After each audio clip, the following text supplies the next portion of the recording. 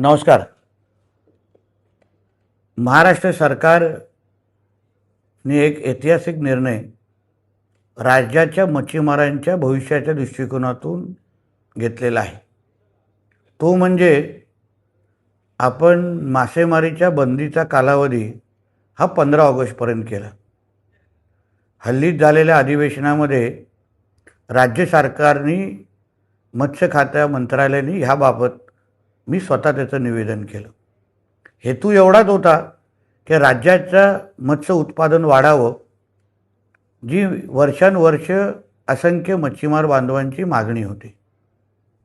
आता त्याच्यात एक तांत्रिक माहिती देण्यासाठी मी आपल्यासमोर आलेलो आहे की ही बंदी कालावधी 15 ऑगस्टची ही महाराष्ट्रापुरती आहे.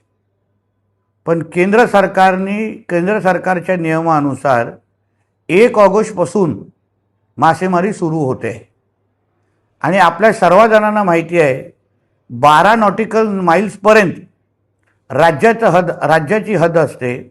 12 नॉटिकल माईल्सच्या बाहेर ही केंद्र सरकारची हद्द सुरू होते आणि म्हणून 1 ऑगस्टपासून जे काही बोटी जे कोण मच्छीमार 12 नॉटिकल माईल्सच्या बाहेर जाऊन म्हणजे केंद्राच्या हद्दीत जाऊन मच्छीमारी करू इच्छितात त्यांना कुठल्याही पद्धतीची अडचण होणार नाही. कोणीही थांबवण्याच्या दृष्टिकोनातून भूमिका घेणार नाही. पण केंद्राची हद्द जाईपर्यंत